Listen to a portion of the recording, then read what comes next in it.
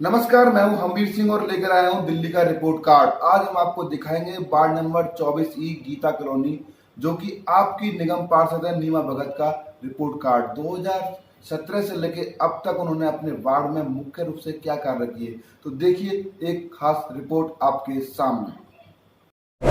नमस्कार, मैं नीमा भगत ward number 24 Gita colony से काउंसलर हूँ।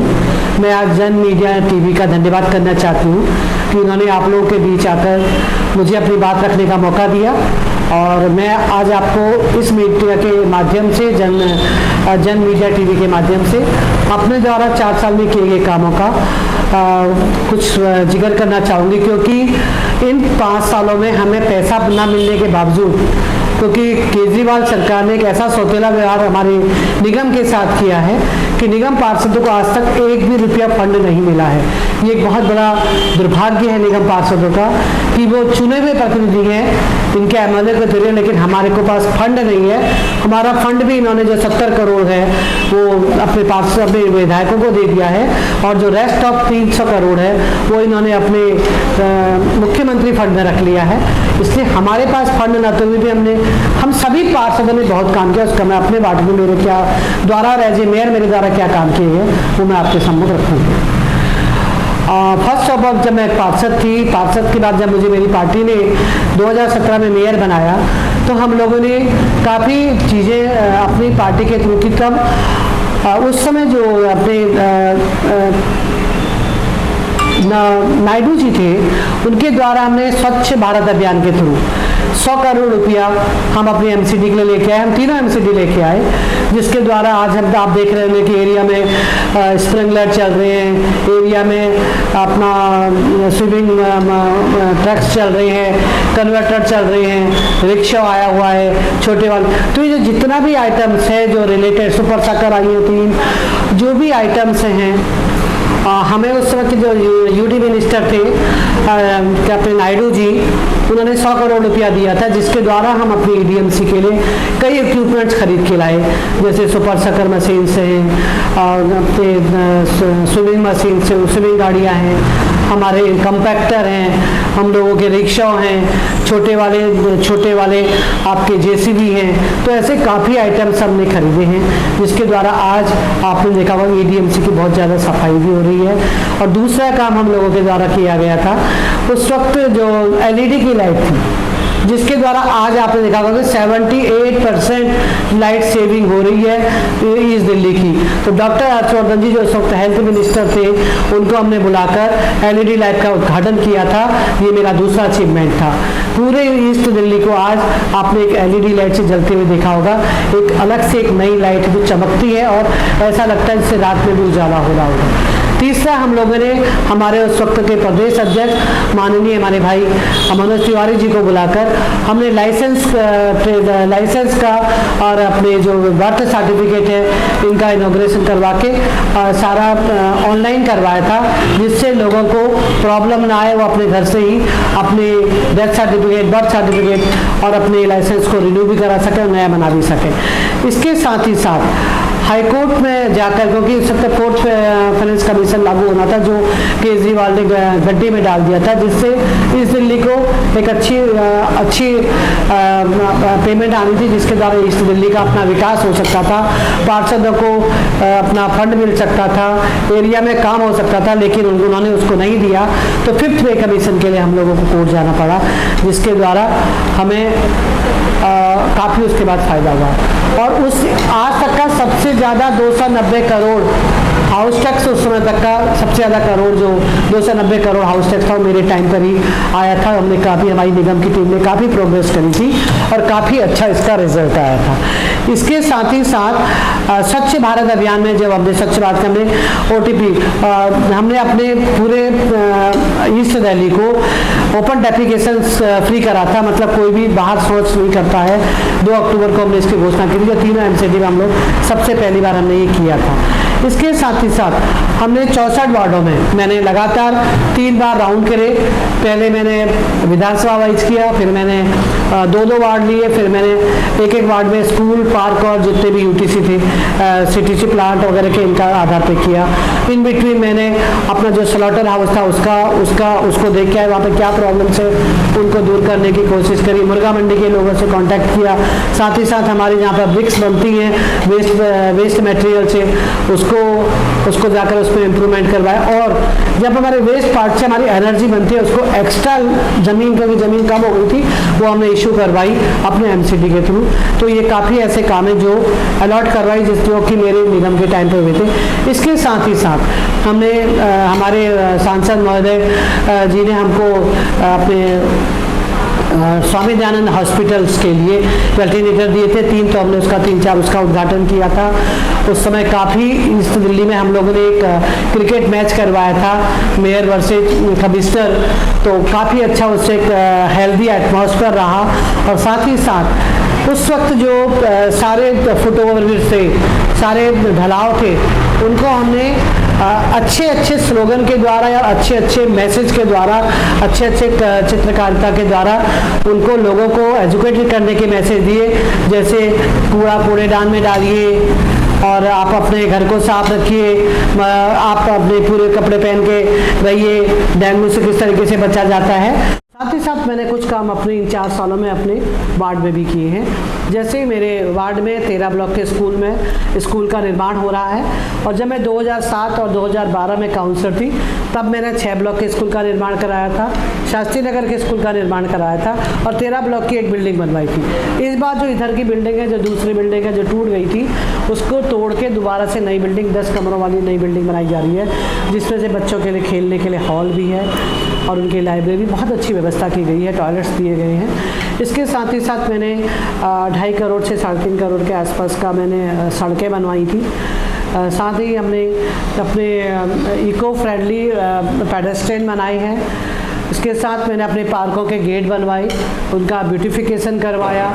अपने यहाँ पर हमने अपने गरीब बहनों को सिलाई मशीनें दी हैं, ताकि वो आत्मनिर्भर भारत के गिलहरी की तरह अपना रोल अदा कर सकें और अपना काम स्वराज खुद अपने रोज़गार को खुद पैदा कर सकें। इसके साथ ही साथ हमने अपने वार्ड के कई बहनों को जो विडो हो गई हैं, उनको अपने यहाँ पे जो हम लोग पहले तो हम 30,000 रुपया भी दिया करते थे, लेकिन अब वो हमारे पास फंड ना होने के कारण नहीं देते, लेकिन कम्युनिटी सेंटर हम लोगों को उनको फ्री में करके देते हैं, तो ये हेल्प भी की है। साथ ही हमने अपने यहाँ नो प्लास्टिक या 1 टाइम यूज़ प्लास्टिक की रैलियाँ निकाली हैं।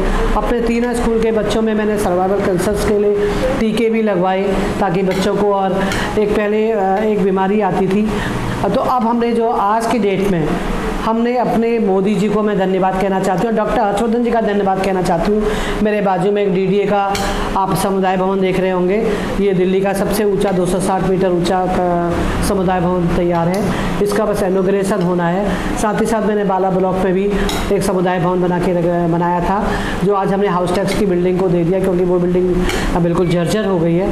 इस प्रकार से लगातार 5 सालों में हमने काफ़ी काम किए हैं। हालांकि अभी हम लोगों के पास फंड होता तो शायद हम अपने जनता का बहुत काम कर पाते, लेकिन फंड ना होने के कारण हम अपनी जनता के उनकी पूरी इच्छाओं को पूरा नहीं कर पा रहे। कहीं सड़कें नहीं बना पा रहे हैं, कहीं पैचिंग नहीं, आज हालत ये है कि हमारे पास इतना भी सीमेंट नहीं है कि हम पैचिंग भी नहीं करा पा रहे हैं। तो मैं आपके माध्यम से केजरीवाल जी को कहना चाहती हूँ कि कृपया करके आप हमारे एमसीडी का ये आखिरी साल है, फंड दे दीजिए, ताकि हम भी कुछ काम कर पाएँ।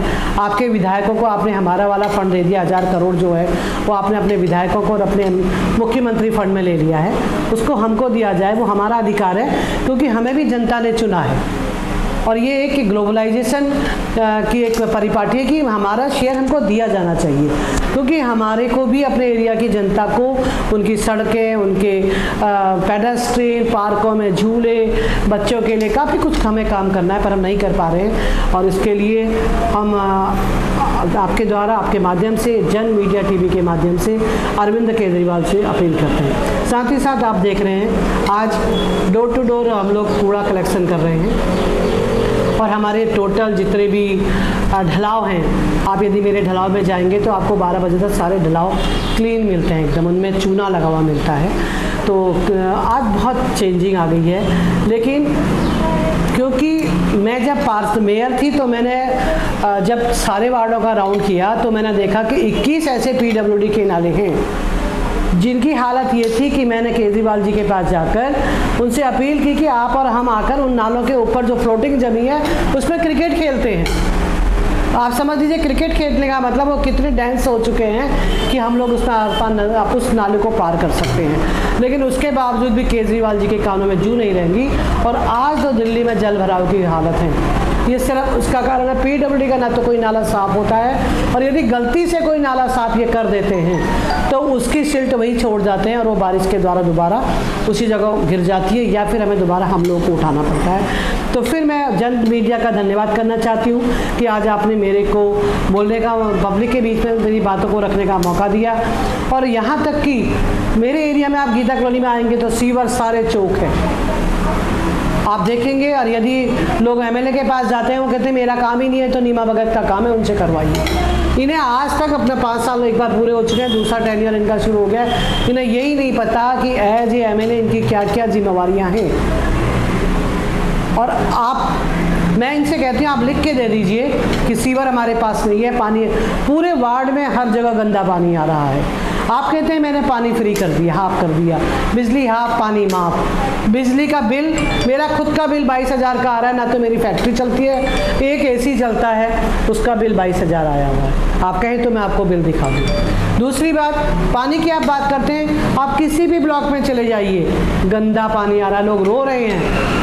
नाली का गंद उस पानी से, उस नल से निकल रहा है, सीवर अटैच हो गया है। आज तक इन्होंने कभी कोई रिस्पॉन्सिबिलिटी लेने की कोशिश भी नहीं करी। जबकि जब डॉक्टर हर्षवर्धन जी हमारे विधायक हुआ करते थे, मैंने देखा एक बाल्टी वाला एक छोटा सा सिस्टम होता था जो हम हर पॉइंट पे लगा देते थे और वो पूरा उसको साफ कर देता था।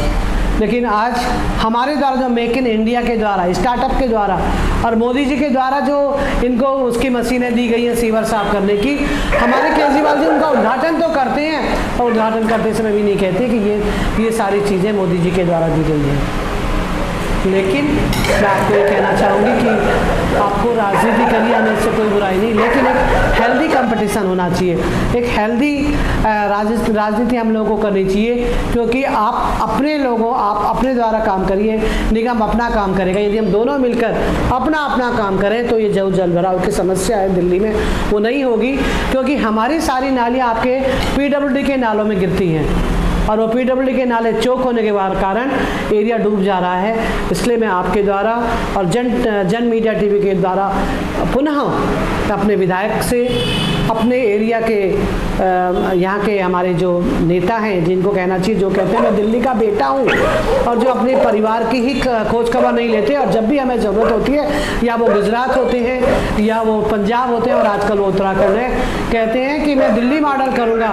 और मैं उत्तराखंड की जनता को, पंजाब की जनता को कह रहे थे इनका दिल्ली मॉडल ये है कि आपके बारिश का पानी आपके घरों में आ चुका है, आप नाव चला कर अपने घर पहुंच रहे हैं, आपके वहाँ गाड़ियाँ नहीं चल सकती, आपके पास नाव है तो आप जी सकते हैं। ये इनका दिल्ली मॉडल है, ये इनका लंदन मॉडल है, ये इनका पेरिस मॉडल है। और ये मॉडल मैं आप लोगों से, उत्तराखंड वालों से अपील करती हूँ, इस मॉडल को मत अपनाइए, अदरवाइज आप भी हम लोगों की तरह रोएंगे। आज जनता रो रही है और गालियाँ दे रही है। बहुत बहुत धन्यवाद।